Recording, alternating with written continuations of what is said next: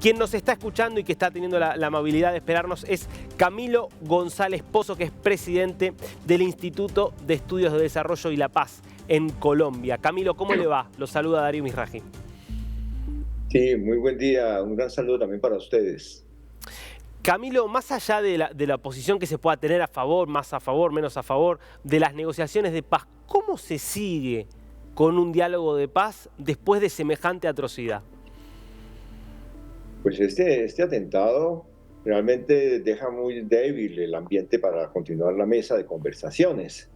Se tiene la información pues para el país internacional de que pues no se ha firmado cese al fuego con el ELN, pero en cambio sí se ha hablado de desescalamiento, de avanzar hacia ese cese al fuego, y aquí el ambiente político no resiste. Yo creo que hay una presión sobre el propio presidente de la República para que rompa esa mesa. Hay que buscarle opciones. Yo creo que lo que sí está claro es que no pueden seguir el curso que vienen desarrollando. Se está citada una mesa en La Habana, una nueva ronda, pero yo pienso que eso se va a alterar, que tienen que redefinir los términos de modo que no se vuelvan a repetir estos acontecimientos y se vaya a un alivio para la población y también a la suspensión de todo tipo de atentado terrorista. Ahora, Camilo, si uno hace el esfuerzo de tratar de ponerse en el lugar de los terroristas, de la lógica del Ejército de Liberación Nacional, ¿por qué en el contexto donde se está planteando esta discusión o esta conversación se puede hacer un ataque así? Pues el ELN, él considera que debe ganar posiciones en su territorio. Le están disputando el territorio diferentes sectores y están acusando al gobierno de Petro de ser cómplice con los paramilitares y grupos armados que le disputan el territorio. Hay disidencias de las FARC del Clan del Golfo y todos que le disputan zonas. Y entonces ellos dicen que el gobierno es aliado, están calificando al gobierno de Petro como aliado de los paramilitares y por eso justifican este tipo de acciones. No, por supuesto que se equivocan completamente, porque entre más acciones militares haga el ELN, más descrédito tiene y más se aleja de la población, incluso en departamentos como este departamento del norte de Santander, donde ellos han tenido algún tipo de influencia. De modo que yo creo que esto precipita una situación de crisis de la mesa y ojalá se encuentren caminos para que se vaya a un modelo de conversaciones hacia la paz sin el ruido de las armas y sin lesiones y agresiones a la población civil. Camilo, la verdad es que cuando uno miraba los primeros meses del gobierno de Petro, parecía haber un clima muy auspicioso para negociaciones. La verdad que la idea de la paz total creo que sedujo a buena parte de la sociedad colombiana. Negociaciones que empezaban a llevarse adelante con distintos grupos, no solo con el ELN. Y si uno mira lo que pasó en el último mes, la verdad es que pareciera que fue golpe tras golpe a este proceso. ¿Qué cambió en el escenario político colombiano? No, yo creo que se generó una gran expectativa sobre la paz total y la apertura simultánea de 3 mesas de conversación que están dándose: la mesa con el ELN sin cese al fuego, una mesa con el llamado Estado Mayor Central, que son, digamos, residuos o disidencias de lo que fue el acuerdo con la paz, y con los narcoparamilitares.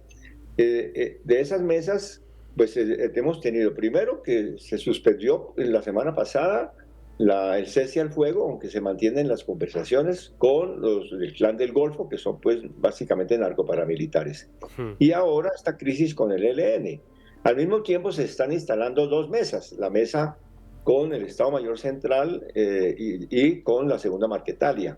Es un proceso muy muy difícil, son grupos muy dispersos, son grupos que no tienen un propósito político de poder al estilo de las guerrillas de los años 60, del Che Guevara del mismo M-19 o de las FARC, sino que están por mantener pequeños poderes locales y algunos negocios de rentas de lo que llaman economías de guerra o del narcotráfico.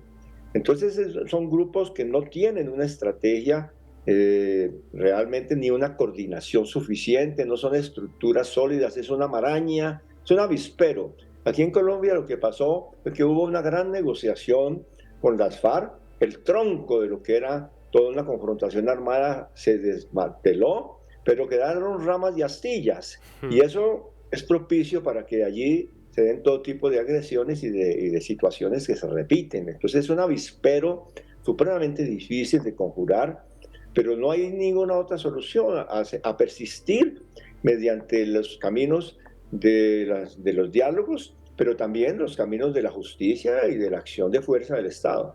Claro, eso justamente le quería preguntar. Digo, teniendo en cuenta estos hechos, si usted tuviera que asesorar en este punto al gobierno de Petro, ¿qué es más conveniente? ¿Tratar de volver a negociar un acuerdo de paz, o mejor dicho, un acuerdo de paz no, un cese del fuego para tratar de desescalar o continuar con las negociaciones, pero al mismo tiempo potenciar la acción militar para tratar de acorralar a estos grupos? Yo creo que el Estado no puede dejar de hacer una acción de freno y de combate a atentados criminales. Cualquier acción criminal o cualquier negocio ilícito tiene que ser combatido, y en eso el hecho de que existan mesas de conversaciones o ceses al fuego no puede implicar la renuncia de esta acción del Estado. Lo que pasa es que es difícil porque estas organizaciones pues, están en la mesa y no quieren ser debilitadas en sus economías o en sus estructuras. Pero al mismo tiempo, pues hay que mantener los diálogos, hay que persistir en los diálogos. No es fácil. El planteamiento de paz total es el de buscar que se cierre en Colombia una historia de 7 décadas de guerras, de violencias, de economías basadas en las armas. Y ese es un propósito que no es indeclinable. Lo tiene que hacer este gobierno por obligación ética y también por obligación constitucional. La sociedad lo reclama. Lo que pasa es que esa paz total no va a venir de las mesas de conversación con grupos armados. Eso es un pedazo, ojalá se dé.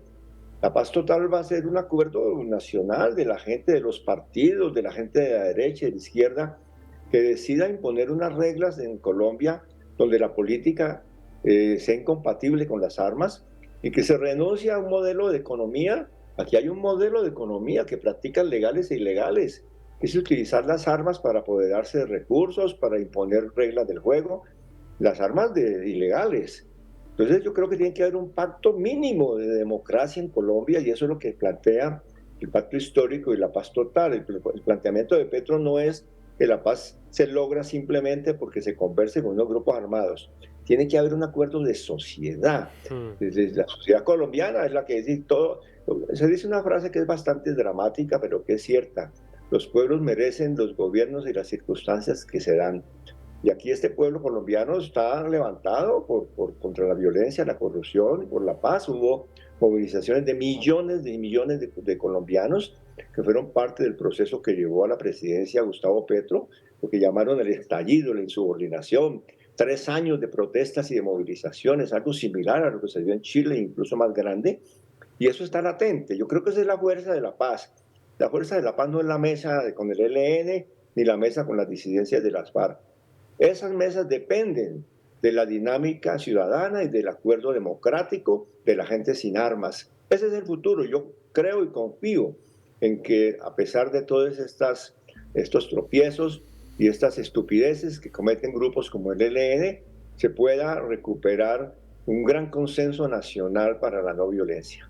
Ahora, supongamos que efectivamente este consenso se alcanza, que efectivamente se logra retomar el rumbo de las negociaciones, que eventualmente se acuerda con estos grupos. ¿Es posible realmente una paz total en la medida en que siga existiendo un negocio tan lucrativo como el narcotráfico, que genera los ingresos que generan, habiendo ya tantos grupos en condiciones de, bueno, de defender ese negocio por la vía armada? Sí, digamos que la idea de la paz total está referida a la superación del conflicto armado, de insurgencia contra insurgencia y conflictos conexos que se han dado en Colombia. Es una situación de guerra política durante 70 años. Por supuesto que hay fenómenos de criminalidad y de macrocriminalidad transnacional que requieren soluciones de gran tamaño, ¿no? Son dos capítulos que hay que trabajar Mm. simultáneamente, pero con que se cierre el capítulo de la violencia política, se tendrán mejores condiciones para enfrentar las nuevas etapas y formas de la macrocriminalidad que seguramente seguirán dándose mientras tengamos toda esta transnacional del crimen asociada a grandes corporaciones, porque es que el problema de la cadena de narcotráfico, como otros negocios ilícitos, el del oro, el del contrabando, el tráfico de armas. Todo eso depende de los centros financieros más poderosos de los países del norte, y ahí se requiere un acuerdo, un nuevo pacto internacional, pero por supuesto que no podemos confundir la paz total con la ausencia de toda criminalidad o de toda violencia. Hay que entender que se trata de cerrar el periodo de 70 años de guerras en Colombia y pasar a un periodo de funcionamiento democrático, de alternancia, de resolución de las diferencias políticas mediante procesos pacíficos, y no como viene ocurriendo en Colombia. Es que Colombia es una anomalía histórica en ese sentido, donde es imposible pues, hacer la política sin armas. Ha sido imposible durante estas décadas, y la gran esperanza que se ha abierto, la gran señal que tenemos ahora con esta configuración política, con una coalición de izquierda y derecha, que es algo insólito, un gobierno encabezado por un dirigente surgido de la guerrilla del M-19, y que el gobierno tiene una coalición con los partidos de la derecha para buscar precisamente un camino distinto de solución de controversias. No quiere decir que desaparezca la tensión entre programas políticos, pero sí que se haga sin matar. Es que es impresionante. Aquí en Colombia el gran imperativo es que se aplique ese mandamiento: no matarás. Está tan elemental. Tenemos una crisis ética histórica y estamos en la posibilidad de superarla. Con esa superación de la violencia política y de la violencia de los grandes negocios, se puede enfrentar los problemas de la criminalidad transnacional. Camilo, le hago una última pregunta y lo libero. ¿Puede haber también, digo, una solución de largo plazo si el Estado colombiano no logra finalmente en algún momento penetrar y hacer presencia en vastas regiones del territorio que sabemos que le son prácticamente ajenas? La verdad que las zonas donde hay más conflictividades armadas y más violencia en Colombia son las zonas de mayor riqueza en Colombia, donde están los recursos petroleros, el recurso del oro, los nuevos minerales, la madera, la biodiversidad. De modo que no es por ausencia del Estado que se presente esta situación. Los problemas que tiene Colombia se han leído como que es abandono del Estado y zonas remotas donde no llega el Estado. No, llega el Estado, pero ha llegado para la guerra. Esa ha sido la historia de Colombia. Llegan las fuerzas públicas, llegan las multinacionales aliadas de paramilitares a buscar el oro o el petróleo o lo que sea. Es decir, hemos tenido un capitalismo salvaje en la globalización, que ha tenido como motor las armas, la violencia. Esto ha sido una especie de acumulación primitiva, una reconquista del oeste. Es un modelo en la globalización, no es una expresión del atraso. Desafortunadamente eso hace todo más difícil, pero por eso no es que tengamos por las zonas remotas. En el Catatumbo tenemos de las más grandes petroleras, una industria, una agroindustria de la palma muy grande, minas de carbón, lo mismo podríamos decir en la zona del Pacífico. Entonces es esa particularidad, es una violencia de la riqueza impresionante, no es la violencia de las zonas marginadas. Y por supuesto que hay la contradicción, porque son zonas empobrecidas, porque ha habido un extractivismo y una forma de un capitalismo primario que ha empobrecido a la gente, ha aumentado la desigualdad. Las zonas de mayor producción de riqueza en Colombia son las zonas de mayor violencia. Clarísimo, Camilo. Realmente muchas gracias por este tiempo con Diños. Bueno, un gran saludo.